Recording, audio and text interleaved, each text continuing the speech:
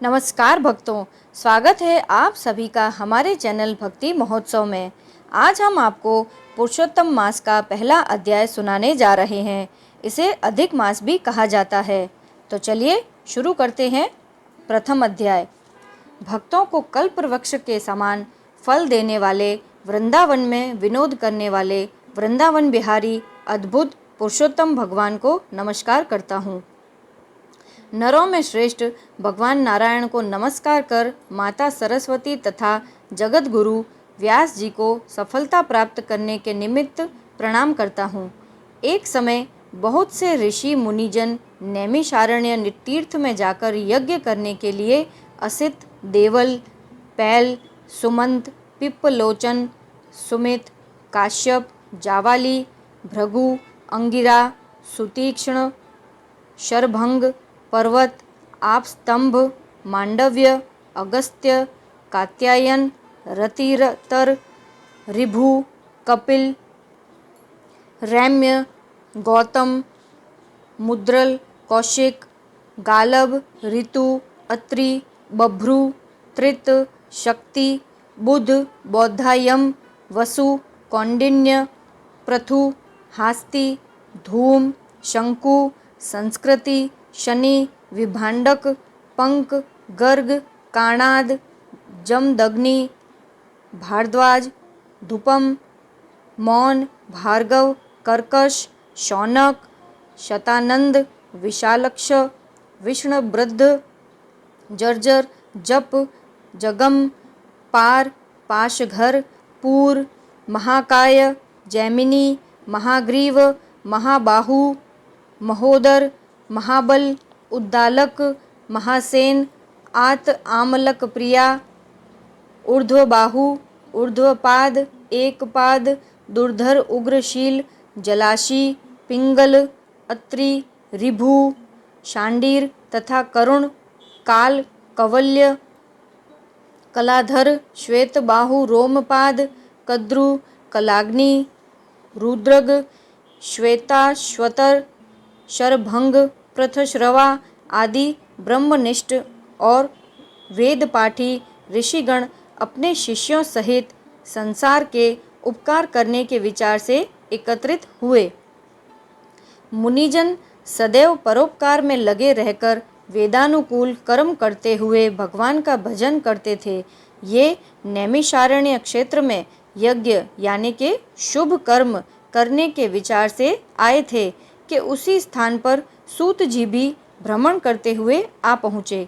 वहाँ सूत जी ने संसार सागर से पार उतारने वाले ऋषिगणों को शिष्यों सहित वहाँ पाया तो नमस्कार करके सूत जी आनंद मग्न हो गए। ऋषियों ने प्रसन्न मुख, शांत, सद्गुण युक्त, परमार्थी, आनंद स्वरूप मुनि सूत जी को ऊर्ध्व पुंड्र धारे, नाम मुद्रा युक्त शंख और चक्र लिए, गोपी चंदन लगाए, तुलसी की माला तथा जटाओं के मुकुट धारण किए हुए महाशरणम इस महा अद्भुत मंत्र का जाप करते हुए वे सब शास्त्रों के सार के ज्ञाता, सब जीवों का हित करने वाले, इंद्रियों और क्रोध को जीतने वाले, जीवन मुक्त जगत के गुरु के समान थे। वेद व्यास जी के कृपा पात्र होकर वे भी व्यास जी के समान ही इच्छा रहित थे। सूत जी को देखकर समस्त मुनिजन एक साथ ही उठकर खड़े हो गए। नैमिषारण्य के मुनियों ने कहा कि हमें अद्भुत कथाओं के सुनने की इच्छा है। तो सूत जी ने विनम्र हो बारंबार ऋषियों को शीश झुकाया। तब ऋषि बोले, परम भागवत सूत जी, चिरंजीव हो, हमारे बनाए हुए इस उत्तम आसन पर विराजिए, क्योंकि आप थक गए होंगे। ऐसा कहकर सभी ऋषिगण बैठ गए। सूत जी मुनियों से तपोबुद्धि पूछकर अपने आसन पर बैठ गए। तब सूत जी की थकान दूर हुई और मुनियों ने पुण्य कथा सुनने के विचार से सूत जी से कहा। ऋषि बोले, हे सूत जी, आप महाभाग्यवान हो। गुरु कृपा से आपने भागवत रहस्यों का वर्णन करने की शक्ति प्राप्त की है। आप सब प्रकार से सुखी हो। बहुत दिन पश्चात आज वन में कैसे आ गए? व्यास जी के शिष्यों में शिरोमणि आप हम सबके पूज्य हो। हम लोगों ने संसार में सारे रूप से सहस्त्रों कथाएं सुनी हैं।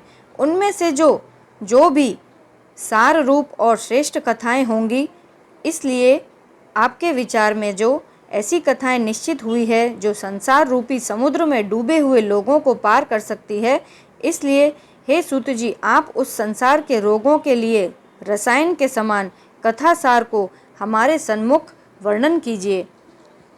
उनमें हरिलाल रस मिला हुआ है जो परमानंद का कारण है। ऋषियों के ऐसे वचन सुनकर सूत जी हाथ जोड़कर आदर करते हुए बोले। सूत जी बोले, हे मुनिजनों, आप सब मेरा सुंदर वचन सुनिए। मैं पहले पुष्कर नाम तीर्थ को गया, वहाँ स्नान कर ऋषियों और पितरों को पिंड दान किया।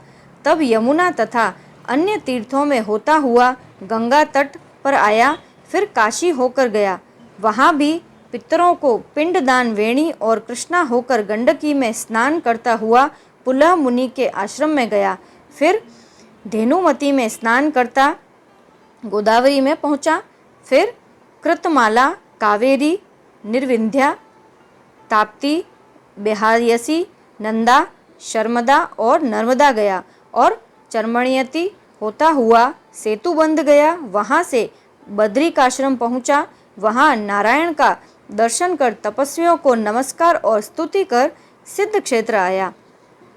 इन सभी तीर्थों में भ्रमण पर्यटन करते हुए जांगल देश होता हुआ मैं हस्तिनापुर पहुँचा।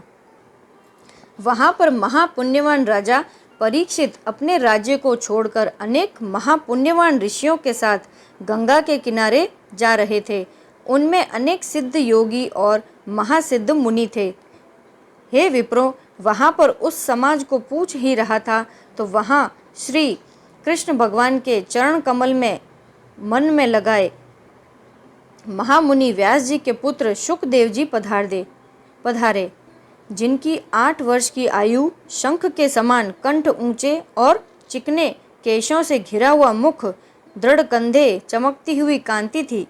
वह अवधूत वेश ब्रह्म स्वरूप थे।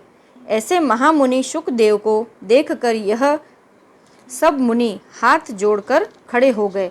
तब मुनियों के बनाए हुए कमल चक्र ऊंचे आसन पर शुकदेव जी को बिठाया गया। उस आसन पर बैठे हुए ज्ञान समुद्र के चंद्रमा शुकदेव जी ऋषियों की पूजा को ग्रहण कर ऐसे शोभायमान हुए जैसे तारागणों में चंद्रमा शोभायमान होता है। प्रथम अध्याय समाप्त। तो भक्तों, आशा करते हैं आज का यह पुरुषोत्तम मास का पहला अध्याय सुनकर आपको बहुत ही आनंद आया होगा। तो इसी तरह हमारे साथ हमारे चैनल पर जुड़े रहें और हमारे चैनल को लाइक, शेयर और सब्सक्राइब ज़रूर से करें। जय श्री कृष्णा। ओम नमो भगवते वासुदेवाय नमः।